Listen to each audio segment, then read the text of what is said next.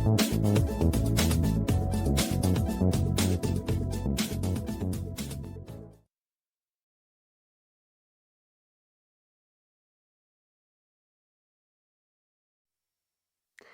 everyone. Welcome to Unchained, your no-hype resource for all things crypto.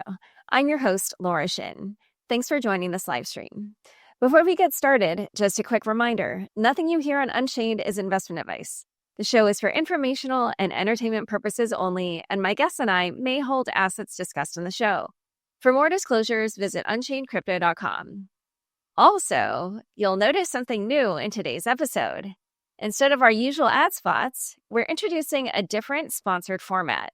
We interviewed our sponsor, Walrus, a project we actually use at Unchained for data storage, and throughout the episode, you'll hear short excerpts from that interview. Even though those segments are sponsored, we also think the material is genuinely interesting and worth your time. We're going to start with the first of those clips now. Maybe we could put it into two categories. There's a very practical, hands-on problem with data, which is in this AI era, we need gigantic amounts of data. And not only do we need gigantic amounts of data, that data is then used to create even more data. So we are exponentially increasing the amount of data every single day. This is very expensive to store, and it's expensive not just in terms of money, but in computing power and time and speed. And then you have different types of data. So structured data, all well and good, especially when we're talking about a blockchain. But the more we're using blockchains and AI together and big computations, it's unstructured data that we don't really have or haven't really had anything super performant anywhere to store it or calculate it. And that's actually how Walrus was originally envisaged, that small data, structured data that can be stored on a blockchain. But the longer that blockchain exists, the more data there is, the slower it is, the more expensive it is. And then once you want to do things like store large unstructured files, like a video or a song, it's really far too expensive to do that on a blockchain. So we built Walrus as not just data storage, but a whole data layer to handle that sort of amount of data. As it turns out, we've found out since we have been live that people want to use it for small data too. So we have also now solved that problem with a new technical release called Quilt. Today's guest is Markus Thielen, CEO of 10x Research. Welcome, Markus. Hey, Laura. Thanks for having me. Yeah, excited to chat with you. So the prediction market space is really hot right now. The two biggest players, Polymarket and Kalshi, both have sky-high valuations. They're intensely competitive with each other, as I'm sure most people on X know. And that's probably only going to escalate now that they're newly competing on U.S. turf with the entrance of Polymarket into this country. But Gemini, Robinhood, there are others who are also getting into the game. And at the same time, the category is facing some regulatory headwinds. So, despite all that, none of that has stopped prediction markets from just increasing in, trading volumes every month. November was at just under about $2 billion for that month, at least for Polymarket and Kalshi. How do you view this current moment in the trajectory of prediction markets? Where do you think we are in their adoption? Yeah, so of course, the interesting aspect is really that actually the volumes have increased and the volumes are actually relatively constant now. I think we're trading actually around $1 billion now per week. So that's quite elevated. And it's almost like as when Bitcoin started to decline from, 125,000, that's when really the volumes and the activity started to increase. So the number of users actually increased from 70,000 to almost 250,000. Again, per week. So these are actually really big numbers. A lot of people are involved. And of course, it has to do with that Kalshi and Polymarket together raised around $3 billion during the last couple of weeks. So there has been a lot of, marketing firepower really raised. And I think that's when we look into 2026, a lot of the stuff is on the horizon that it's going to broaden out. And I think more investors and more traders are actually using the platform, to hedge some of the economic risks, some of the macro risk, and just kind of like, to speculate. But around 90% of all the volume is still sports betting. So we on the crypto side, it's really like a small niche, but nevertheless, it's growing. And I think it's quite interesting when we look at it from various aspects. So I would say we are still at its infancy because, these platforms weren't really, anywhere a year or two ago. Volumes really started to pick up only really after the Trump election. That was the first, huge push. But I think when we look at, last month's, activity really, how many users actually visited those platforms, as a comparison, we have around 40 million users visiting Robinhood, 30 million, I think it's like 32 million for Coinbase, and we have nearly 20 million for Polymarket. So it's definitely where, these prediction markets are becoming more interesting from a user perspective and attracting a lot more volume on all sorts of things. And I think that's where we are in the beginning. And when we enter 2026, a lot of the stuff is moving, higher. And as you said already, Gemini just won a prediction market license as well. So the competition is heating up and a lot of people want to kind of, go into the space too. And I just wanted to ask you about, what seemed like a connection that you made. You said that just as the price of Bitcoin was going down, that trading in prediction markets was going up. Are you implying there that some of the people who had been trading Bitcoin are now switching to trading in prediction markets? Or like, how would you figure that out? I mean, I think it just seems a coincidence. I think it would be really, far stretched that you have suddenly people, turning their back on, crypto exchanges and suddenly trading crypto or other trades really on prediction markets. I think that's sort of like something that we try to look into, we try to figure out, but it's really not the case. And when we ask, for example, our subscribers, not too many are trading. I think a lot of people are interested in it, but also the volumes are not necessarily there. A lot of the contracts, a lot of the bets are relatively small, so they don't really have the liquidity size that, we are used from the crypto markets where, volumes are 100 billion, 200 billion, 300 billion, sometimes even on massive markets. And it's still a very niche market, but nevertheless, I think there are some interesting opportunities that can be found.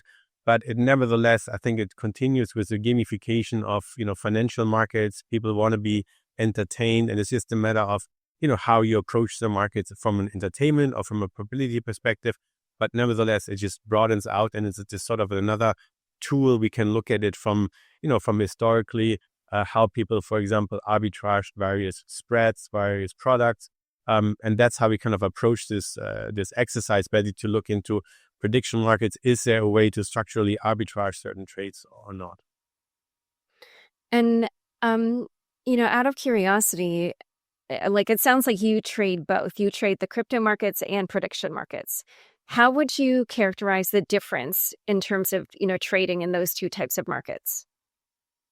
So, of course, I think what a lot of people are not really aware of, but prediction markets are sort of, exotic option trading, strategies. It's really, about the probability and understanding the probability and really being fast with the news. And I think it's, more determined outcomes. It's really like a yes or no. It's not halfway.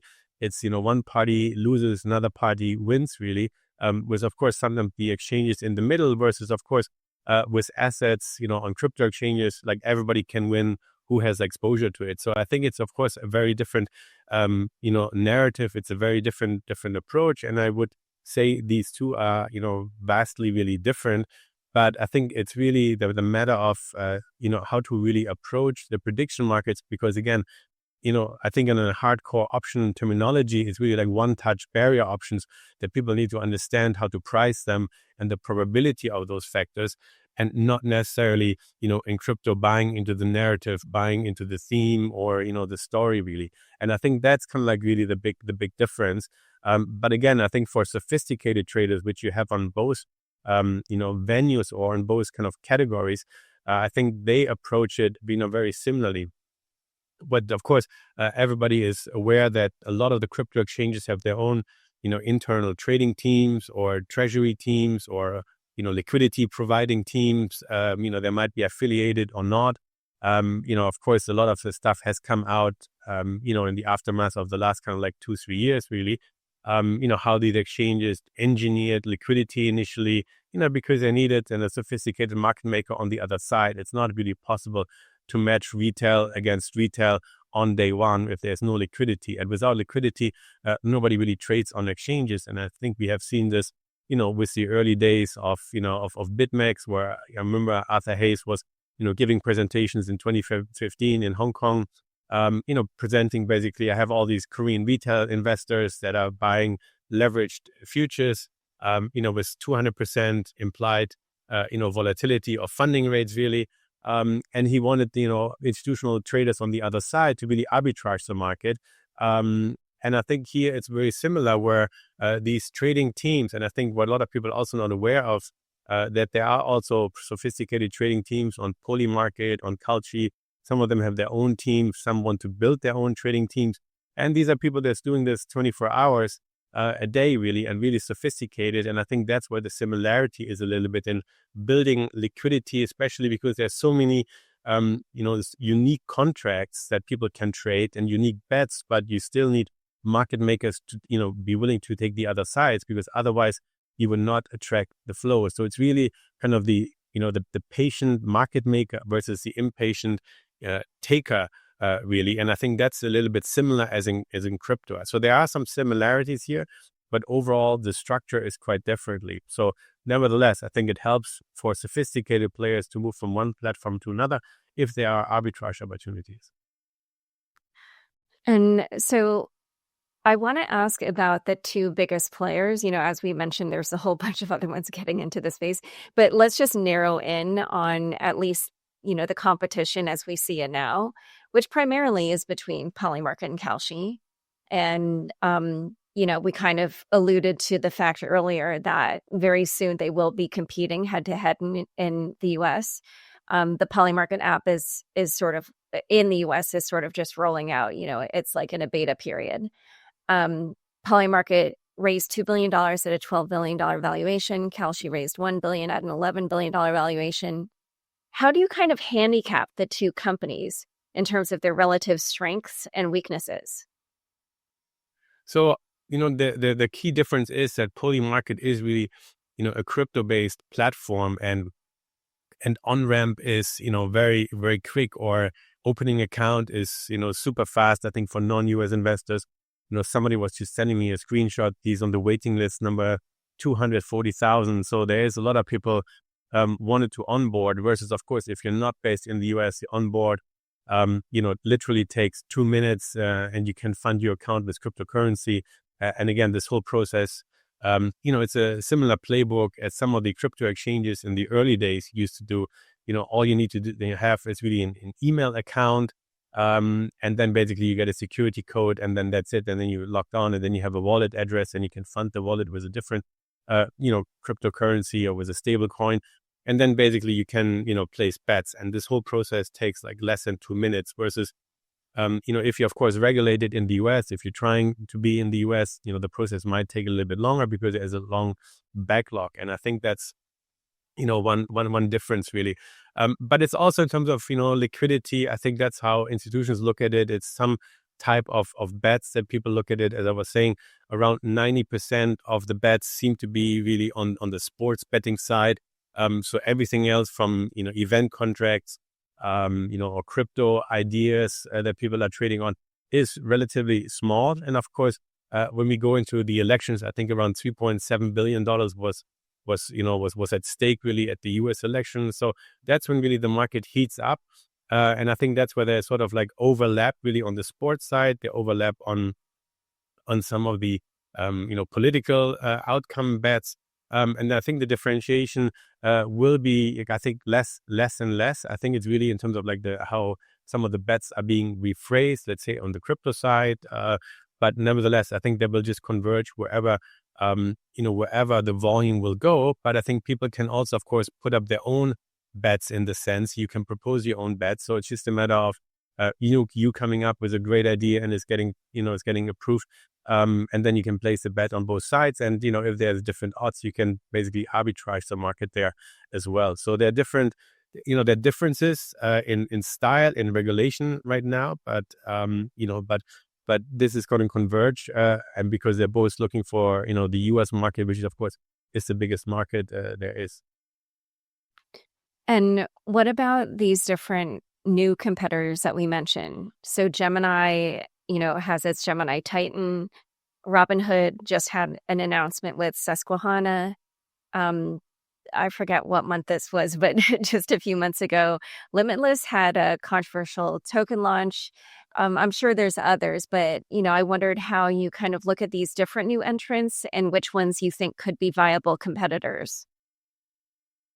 I mean, I personally think it's really these two big ones. I think they dominate everything, because in the end, I think it's all about liquidity and volumes and attracting the volume like very quickly. I think we have seen this on the cryptocurrency exchange side as well, where really volume is key. And unless there's like a regulatory event that, for example, of course, hurt some exchanges in the past, from Mt. Gox to, BitMEX and so on. But, what we have seen how, Binance has grown, and Binance, with their volumes has attracted, of course, more and more, and has manifested themselves really as, the leader. And I think everybody else needs to really come up with really smart strategy to attract some of the volumes. I think we have seen this, how some exchanges have tried to move into the option space and, win their market share. But I think it's very similar, where if you have a smaller prediction market, you need the volume. And for the volume, you need some professional traders. You mentioned already Susquehanna, who are very active, of course, on the professional making side. And I think they're working with various of these exchanges, because, that's really their role from a market maker side. But it's really, how do you engineer the volume? And I think this has always been the issue for crypto exchanges. And I think this will be the same for these prediction market exchanges. And so at the moment, like between the different competitors, who do you think is ahead in terms of volume? So, of course, it depends a little bit on contracts, but I think, of course, Polymarket is a little bit ahead. Again, if you look at some of the monthly visitor numbers, for last month, it was around 5 million for Kalshi, and it was 19 million for Polymarket. So I think there is, of course, a larger lead. And I think it has to do, of course, with Kalshi was focusing a bit more on US investors, whereas Polymarket is, of course, global. As I was saying, the onboarding is a little bit easier. They have a little, leg up really over the last kind of 1 to 2 years, being, speaking at some of these, crypto conferences or other events, and being a little bit more out there. Maybe in terms of marketing, that's why they have a little, step ahead really. But in the end, as you said, the valuations is very similar. Kalshi has probably, a better revenue model, because they're charging a fee, that is a little bit elevated for some, or, versus Polymarket is a little bit, less fee generating right now. But I think they can, because it's a crypto exchange, they don't need a lot of the overhang. And again, they have not really focused on the US, where maybe there's, a lot of, a lack of compliance that wasn't really that important. But of course, there's all changes now because they're entering the US market. So I think there has been some differences, but they're all going to converge. It's just really like a question, who do you, what is really their strategy to win more users? And of course, to win and to partner with these, bigger market makers, because again, it's all about liquidity. And that has always been the big problem for crypto currency exchanges. If there's no liquidity, then there's no retail investors, then there's no institutional investor. And that's sort of like how the ball really rolls down the hill. And I think it's very similar here as well. Yeah, and this might go to the controversy that was on Twitter this week, but when I look at how the block, it has different bar charts that show the volume, and it actually looks like in recent months, like literally in the last 2 months, Kalshi might have overtaken Polymarket, but I'm not sure exactly how this is being calculated, because, like I'm not going to get into all the details on that, but for various reasons, some of the charts, like I would have to dig into it a little bit more to really understand what's going on. But yeah, maybe some of it also depends. Like I think, Kalshi is leaning more into sports. So some of it might have to do with things like that. But I did also want to ask, some of these markets are structured differently. Like you wrote about this one, your blog posts, some of them use traditional limit order books. Some of them have a different structure. Can you talk about that and how that might kind of influence how a user might think about, trading on these? I mean, from an end user perspective, I don't think it really matters too much, right? So they're using the limit order books, as you said. So it's really about being patient makers versus impatient takers. And it's really how the market makers would basically spread a bunch of orders and just, for example, just wait that the retail investor would just hit the bid basically or lift the offer really and just just place the order and literally just pay the spread, because sometimes the spread is wide when there's not a lot of liquidity. This, again, it's very similar to crypto exchanges. So you need to have a lot of, market makers basically, so the liquidity is relatively tight. And I think that's, from a user perspective, it doesn't really matter too much as long as there's volume, that is really the key, because otherwise you cannot really execute. Otherwise, the spreads are just too wide, and of course, every time you cross a spread, basically you lose money. And I think that's sort of like very key how how these prediction markets really need to work on this. But as we have seen that there's been some professional partnerships being done with market makers. There also, I think Kalshi has their own Kalshi trading team. That are sort of like, a market maker in the background. Of course, there's affiliated with the exchange. And, Polymarket is trying to build this as well, because, again, volume is key. So it doesn't really matter too much from a user perspective if it's a limit order book. But that's sort of like the standard, as we have seen. But that's also, of course, what we have seen that, the Robinhoods, they're receiving a lot of money with a payment for order flow, on the stock market. So I think there are some similarities here. And of course, the volumes are still relatively low with $1 billion a week, but they might increase. And I think we have seen, for example, Token Terminal has, data, on terms of the volumes where we can compare it, if Kalshi is ahead or if Polymarket is ahead. And maybe it has to do with the NFL season, that is just, started where people are betting more on those games, versus Polymarket maybe, on other factors, because again, the user base is more global and maybe they don't care too much about US sports in the sense, right? That's how I would kind of like assume is probably the volume a little bit different. But I think the bottom line is really that they have raised $3 billion, which is a lot of money. And they're really going for expansion, in the US. So I think there's a lot more stuff happening than next year. All right. So let's talk a little bit more about next year for a moment, just because, we've set the stage with these two main initial competitors, all these other new entrants. One of the events we didn't talk about, but is important that we should discuss, is that Polymarket will be launching a token, Poly. Interestingly, they're going to do it via an airdrop, which is a mechanism that's not actually favored at the moment. But I'd be interested to hear, how you think Polymarket can make that airdrop a success and use it to help them, cement their dominance. Yeah, I mean, I think as we have seen in the past, I think airdrops have become, popular. Of course, some of them, had great success or not. But I think here, the interesting aspect is really that Polymarket is a crypto exchange, right? It's all really like on chain. And that's where, the data can be actually analyzed quite well. The bets can be analyzed. We can see, where the bets are being placed. But I think it's also like a key factor, was a key value proposition for us to kind of like write, the report or write the reports around it, that the airdrop is coming. I think it has been confirmed by, by the CEO, founder, has been confirmed by the head of growth. So the airdrop is coming. And I think because everybody can simply, open an account there. So you get a wallet address. So the airdrop can be just, easily, find its way into your account. And I do think it could be quite successful, because, people are looking for airdrops, right? That's one of the key strategies for, for example, to invest the BNB token, because you would have made another 10% this year, just simply so airdrops if you would have sold them the first day. So I think people are looking for these sort of free yield opportunities. And definitely from a crypto perspective, that's kind of, I think people would favor, the Polymarket platform, because if you trade there, you qualify.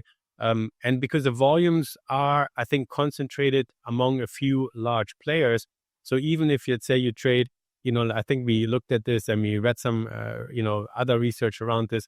If you've traded like $50,000 worth on Polymarket, you would have been among the top 1% of the players. So it's almost like, I would say, relatively easy, at least until, now, to be among, the larger players and then qualify for this airdrop. And I think, it can be quite valuable because, again, what you also said, the competition is really heating up, and I think you want to reward your users. And in the past, it has always been very favorable if you reward your users. We have seen this, of course, with Hyperliquid, where, I think it started almost like exactly a year ago, with the token launch there. And I think then, volume started to increase and go in sync. And that this can be here as well, because everybody who holds the token will suddenly become, almost like, a marketing person for the protocol. So that's why I think it's quite interesting, and the value proposition. And I think it's going to come for sure, and I think it's going to come sooner than later. So I would assume it's probably going to come, end of Q1 next year, because I think they want to get a leg up. And again, they are already crypto native, so it shouldn't really take too much. So that's why the time to get involved, the time to look at a few things is really now, we think. And do you think that we should expect that some of the other platforms will do the same, launch a token?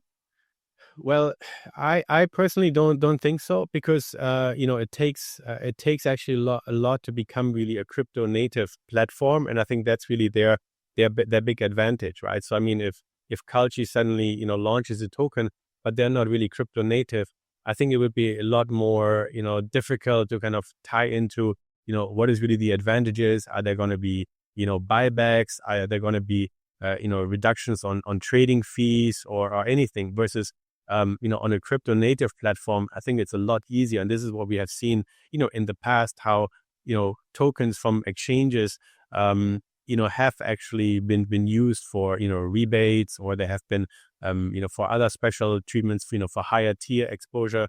And I think in the past, I think when you accept, of course, the FTT token, but if you look at in general, crypto exchange tokens have done quite well, right? I mean, that's kind of like the interesting aspect here.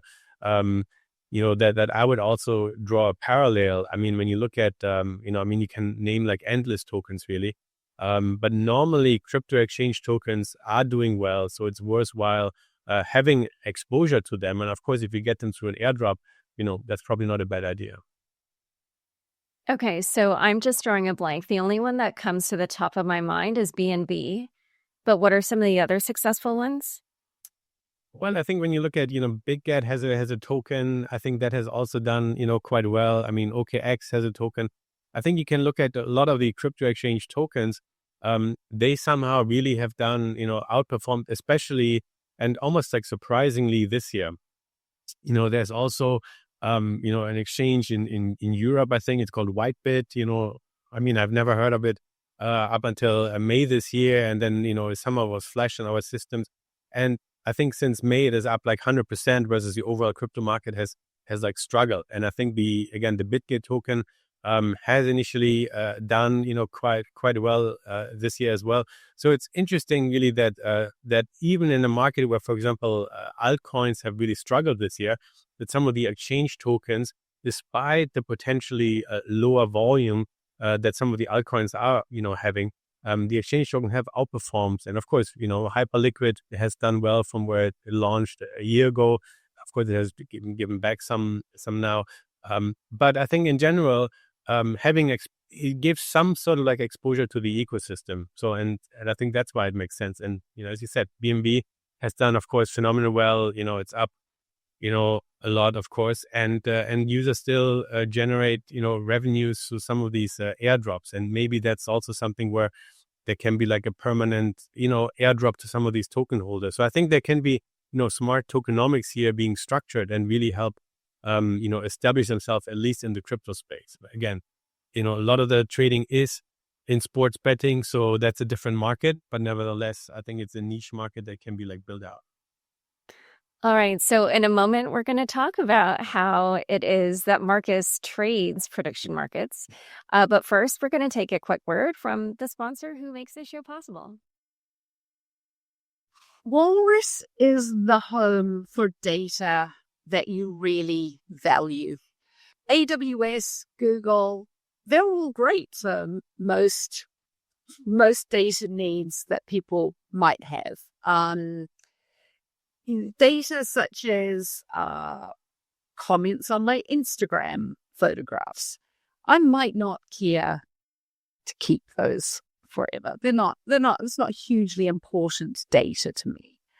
But my, chain history of my DeFi protocol is something that's very important to me, that I know at some point in the future, I'm probably going to get some regulator knocking on my door, and I'm going to want to be able to prove that that data is exactly what I say it is, that it has not been changed, that it was uploaded by me, and therefore it provides that audit trail. So there are use cases that a platform like Walrus allows you to build that just doesn't currently exist today, either in the decentralized or centralized world. And they tend to be the use cases around people who think, let's say, like uptime is very important. So where your business or, your data is absolutely critical that it is available 24/7. Because something like Walrus, it is almost impossible for it to be taken down. It's where provenance is very important, where I need to be able to prove that this data is the data that I say it is, and where security is extraordinarily important. And I can also guarantee that it can't be stolen and it can't be hacked. So they are the use cases that will be using Walrus. And in 5 years' time, I think what we will be seeing is, in this world of, prolific AI and AI models, the world will be storing their data and the outputs of that data on Walrus, and they will be trading it with other agents or other enterprises who want to access that. So what this gives you, it gives you the security, it gives you the provenance, it gives you the reliability. And with Walrus, you also have the ability to actually monetize this. So I got all this security, and now I can actually generate a revenue stream off it that was not available before. And I can guarantee to the person that's buying that this data is trustworthy. You wrote a great series of posts on how to trade prediction markets. But before we get into kind of like all these strategies and everything, just explain how the risks in trading in prediction markets differ from regular crypto trading. So, of course, in prediction markets, these are, event contracts. So there is a definitive end to it. It's similar to option and some of the, the early days of the crypto futures where they had an expiration date. Of course, now everybody trades perpetual futures, but options, of course, have also like an end date versus, let's say altcoins are sort of like an option, an open-ended option, because as long as you hold it, you have the potential, probability or chance really to make, back your money or to really make an outsized return versus, prediction market. There is a definitive end date. Some of them are longer, some of them are shorter. And the interesting aspect is really that the way how they work is really a probability based. So it's a barrier option. And you have to really understand what probability you sort of, implying and where you're really buying it. I mean, they tend to work that you're buying a contract that is somewhere priced between, let's say, 1 cent and 100 cents, so between 1 cent and $1. And if you're buying it at 60 cents, you're basically putting in a 60% probability that this event will happen, yes or no. And most of them are structured as yes or no events, really. And I think that's how they really differ. And so you need to get really the timing right. So if you're, for example, betting that Bitcoin would reach 100,000 by end of the year, the bet is, of course, over, on December 31st.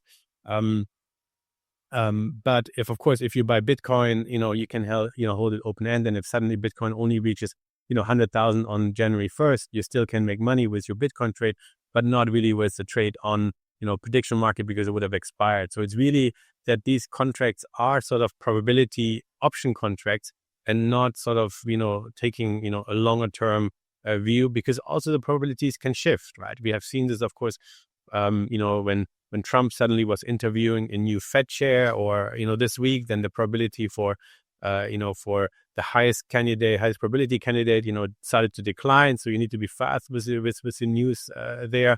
I think it was the FT who came out with the comment that Trump is interviewing more people this week, and then the probability for Kevin Hassett, I think, dropped from 80% to 70%. And I think it took a couple of minutes. But of course, as a professional trader, they would sit there, see the headline, maybe adjust their book, reposition themselves, and can take advantage of it. Versus if you're only casual trading on these markets, you might see it a day or two later, or wonder why the P&L has changed. And that's, I think, how professional traders really have an edge, because they're in the news flow, they're in the volume flow and the liquidity flow, and that really can make a difference. Okay, so let's talk about a specific post that you wrote called "The Polymarket Bitcoin Trade Paying 63% Annualized with Near Certain Odds." Explain what that trade is, and how those numbers work, how it can be 63% annualized with near certain odds. So 60, percent annualized, it's around 4% from now until end of the year. So, and 4%, seems for, some crypto traders, maybe just a very small return, but of course the returns can add up. And if it's just over, let's say 3 weeks, it actually, analyzed quite well, especially if the capital can be moved around from trade to trade. And I think the key thing really is to look for these, certain certainty trades. And I think there's, different strategies. We outlined, 10 different strategies, in our reports that people kind of could follow. But, the one trade, that you're referring to here is, it's actually around the Bitcoin ETFs. So the question is, can the Bitcoin ETFs eclipse the inflows from last year? So will the ETF flows in 2025 be larger than the ones in 2024? And when, everybody looks, of course, at the daily ETF flows, but if you aggregate them, then last year ETFs attracted $33.6 billion US, and this year they attracted around $22 billion. So there's $11 billion difference. So what do you think is a probability that the Bitcoin ETFs will accumulate another $11 billion from now until year end, while they only have really accumulated $22 billion? So mathematically, we can look at this, we can calculate the probability, we can run Monte Carlo simulations, just like how we would, structure, for example, like the option probability.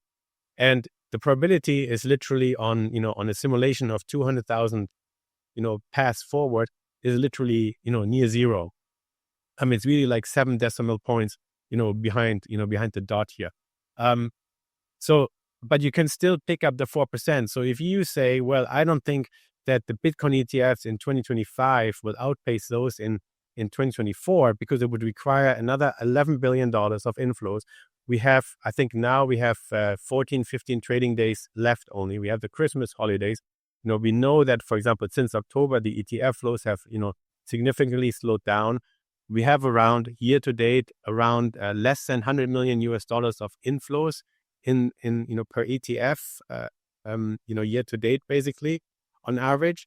But we would need $700 million per day. which seems to be unlikely, if, if Powell would become, more hawkish during the Fed meeting, as everybody sort of like was expecting. That prevents, of course, institutional investors from investing. So long story short, it's really the probability was really near zero. Mathematically, it's impossible, but you can still pick up the 4% by fading this trade. And I think there's a lot of those trades that we have looked at that seem, mathematically impossible. But there still can be, some yield to be picked up. And that's kind of like how we approach the markets. Okay. So the next blog post that you wrote outlined a whole bunch of different strategies you use to make money on prediction markets without necessarily even having to have an opinion on the actual market or like knowledge of the event, which I thought was super interesting. So let's just talk through all of them. So let's see. The first one is one that you called cross-market arbitrage. Explain what that means and how you use it. So if, of course, the probabilities on Kalshi versus on Polymarket are different, for example, US election contracts, I think on the midterm elections, there will also probably be some bets placed. There's some bets placed on, Fed, who's the next Fed chairman. And of course, those probabilities can adjust on one exchange, quicker than on the other. It depends on the professional market makers, on the players. It's a little bit, more systematic, and I think needs to have really, fast in terms of like trading capabilities and capital, because they're not working as crypto exchanges where you can simply, send stable coins to one. But that's one strategy. If the odds are very different on one, you potentially can hedge them out on another. And these are like very low risk. I think when you go through the numbers, it's really, we rank them, what is really the lowest risk to the highest risk. And I think we want to be in the lowest risk factors, because that has actually historically proven to make more guaranteed money in this sense, or with the highest probability, because those whole moonshots trades, they rarely tend to work out. And I think the smarter traders, the market makers, they tend to be in the higher probability trades. And that's kind of like how we approach the markets. And then the way that works is, since you don't actually know which way it will work, are you just betting the same amount of money in both markets or something? And then whichever one wins, you just end up earning the difference between the winning bet and the losing bet? Yes, correct. But of course, the culture, you have to factor in some trading costs that you might not have on Polymarket. So there are some small differences between the platforms, and they don't make it that easy. I think it's in the in one of the earlier days of crypto, where it was also not so easy to arbitrage one market another. But, arbitrage opportunities certainly exist. And especially, for example, we saw this in last year's election, really, because you have also, up until now, sort of like different people maybe trading on those platforms, which might now converge with Polymarket entering the US market. And I'm sorry, when you said that the platforms don't make it easy, are you like saying that they're intentionally trying to not make it easy? No. Okay. No, I was just saying, because with Polymarket, you can, transfer crypto and it goes like super fast and is immediately in your account. Versus on Kalshi, you need to, transfer, capital, and you have to the capital there to take the bet. So it's not, it's not how the modern day exchange arbitrage on the crypto side works, where you can immediately you send USDC or USDT around. Right. Okay. All right. So the next one you called endgame sweep, or late stage arbitrage. What is that, and how does that one work? So of course, one of the it's very similar as like the probability or the time decay capture really here. I think you can almost put them in a similar bucket here. But the endgame sweep is what I would just argued about the Bitcoin ETFs. We are very close now to the end.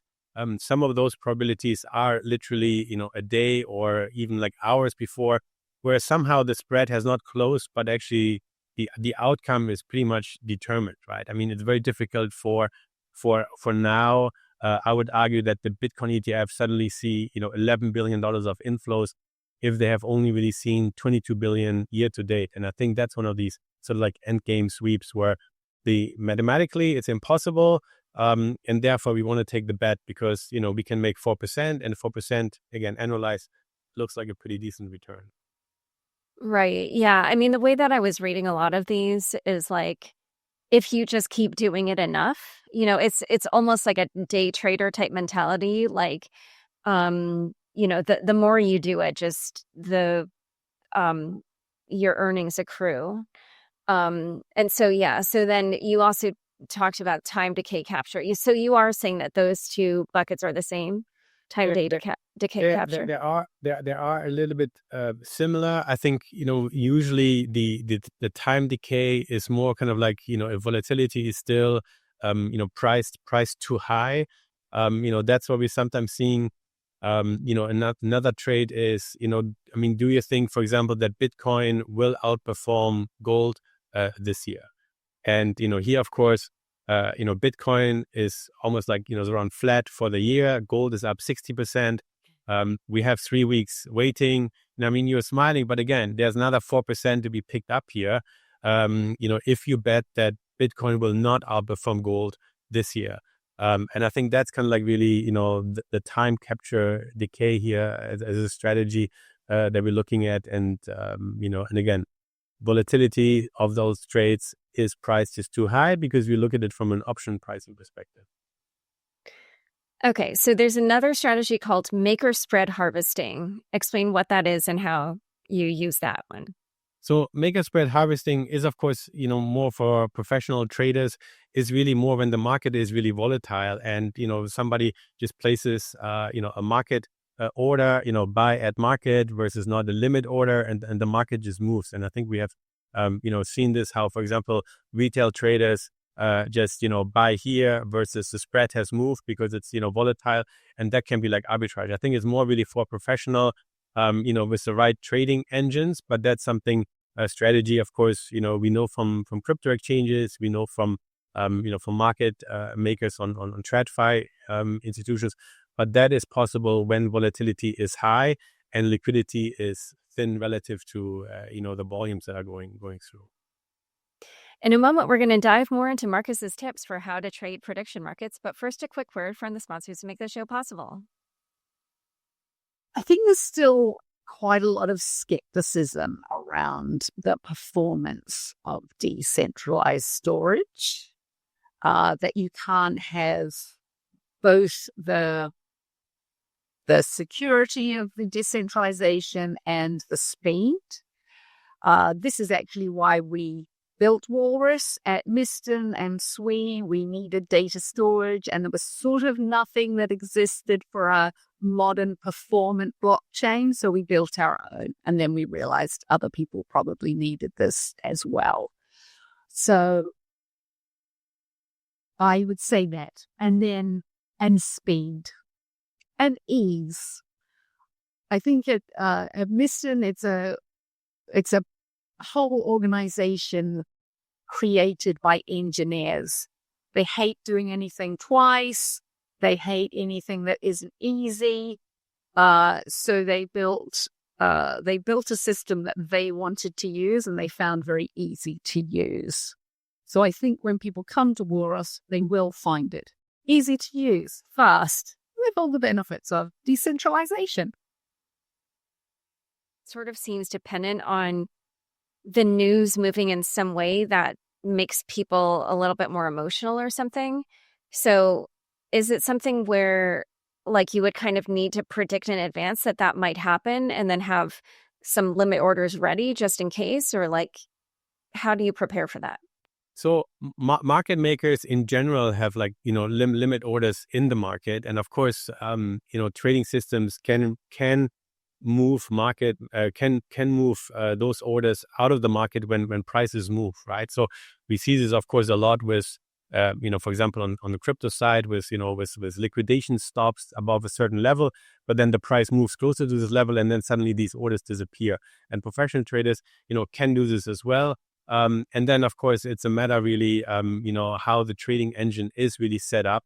But I think the interesting aspect is really you're trading some of these, resting orders that maybe some people have in the market versus the buy at market order. So it's really limit versus, get executed now really. And I think that's a little bit where, some people maybe they put also, a limit buy order.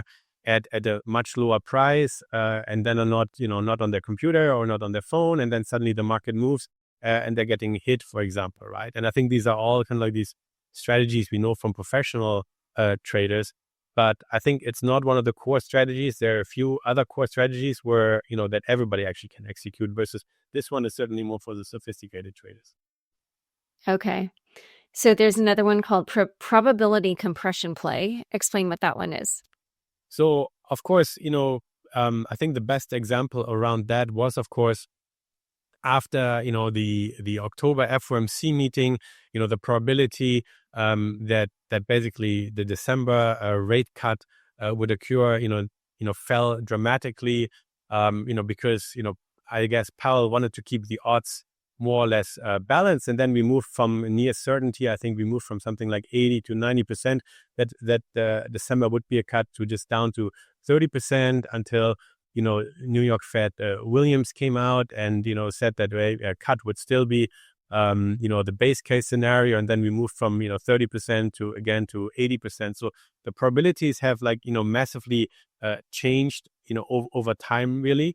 And I think that's also some strategy where we can see that it requires, of course, a little bit, I would say, taking a view. It's not a riskless trade, but if the probability is just like 30%, and we believe that the Fed wants to go at least with a 50-50 market pricing into the decision, I think that makes sense to sort of buy this probability. Or another aspect might be that I think everybody sort of knows that Trump likes to keep his decisions until really the last moment.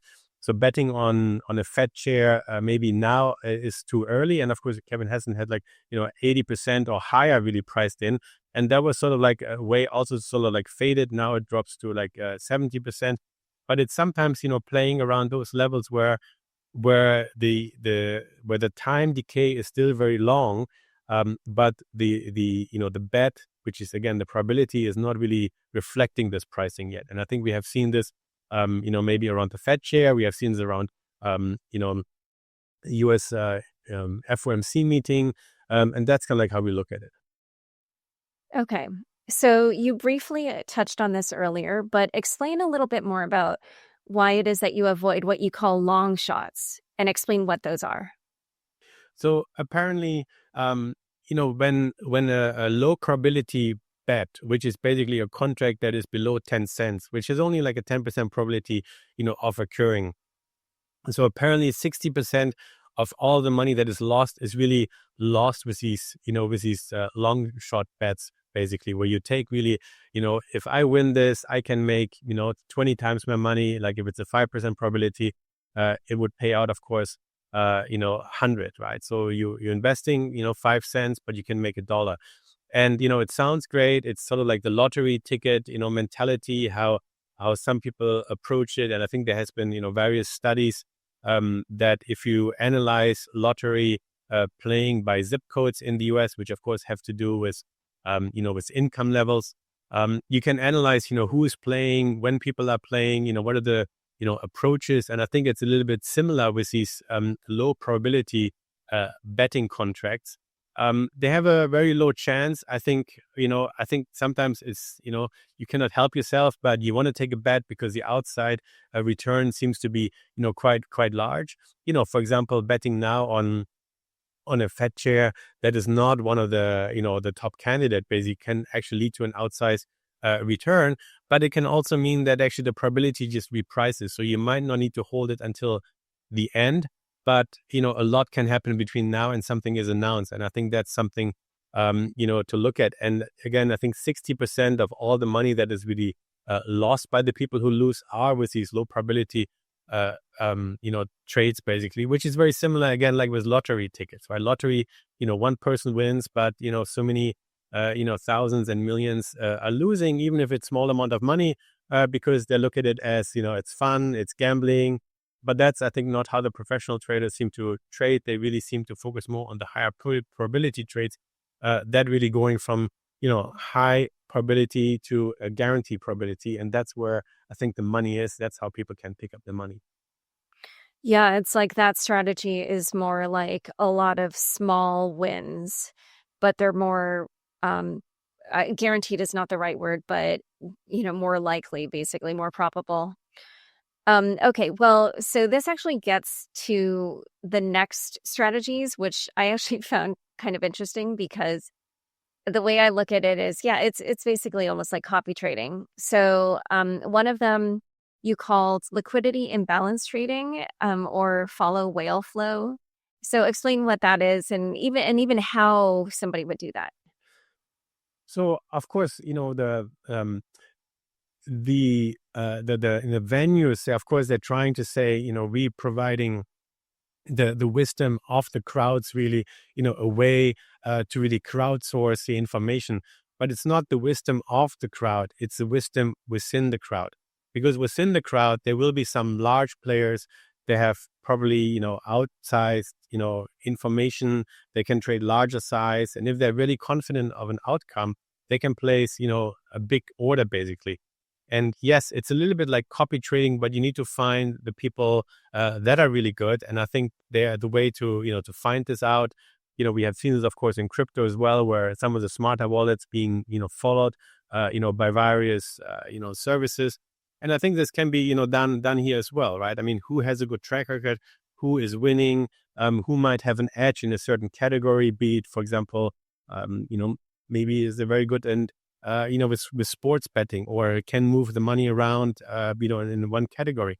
And I think following those people, makes sense, and it can be a strategy, because if they place the bet, yes, it skews a little bit the odds, but it can still generate some interesting returns, because you want to follow the smart money, right? It's just not copying somebody who has just like a 1-day winner, but it's more kind of like, okay, who seems to be consistently betting larger sizes and seems to be winning in one specific category, so seems to have an edge there. And so I don't know how it differs on the different platforms, but is it easy to figure out who those accounts are? Like, I would imagine maybe on Polymarket it's easier because it's more crypto, or no? Exactly. Yeah. And so on Kalshi, is it possible or not possible?